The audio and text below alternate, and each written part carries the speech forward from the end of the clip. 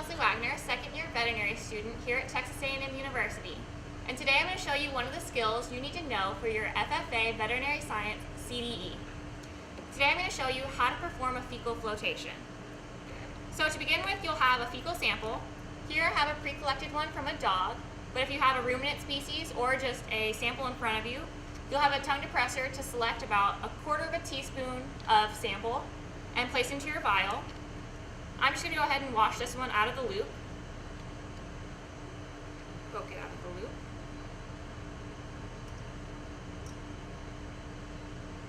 Okay.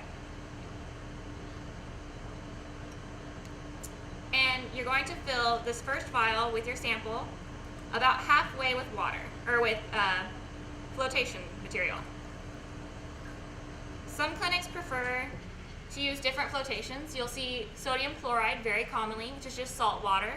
Sometimes you see zinc sulfate, and sometimes you even see sugar water, which is really thick and kind of fun to work with. But I'm just going to stir my sample up and make sure to break up any of the clods so that it's very evenly distributed.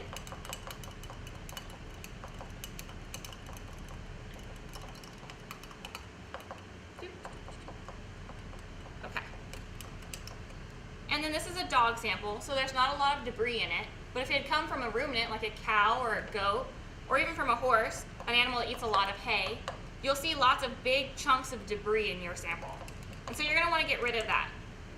So we just take a plain piece of gauze, and we'll put it over a second vial, and drain our sample into the second vial. This will get rid of any of the big clumps that you've got.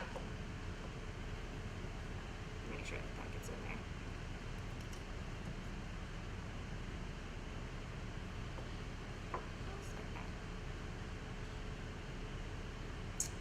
And then with the second vial, you're going to fill it up with more flotation solution all the way to the top until you form an inverted meniscus. And so an inverted meniscus is when you fill it up where you think you're about to overfill it, like it's about to spill over, but just before that point. So you have this inverted kind of top of water. With that, you'll take your cover slip, grabbing it by the corners, and place it over the top of your vial. So now you want to wait for 10 minutes because it takes 10 minutes for any potential eggs in the fecal sample to float up to the top and attach itself to the slide, or the slide cover. So while we're waiting on that, we'll take a fresh glass slide, and we're going to label it with our patient's name. Today it was Z.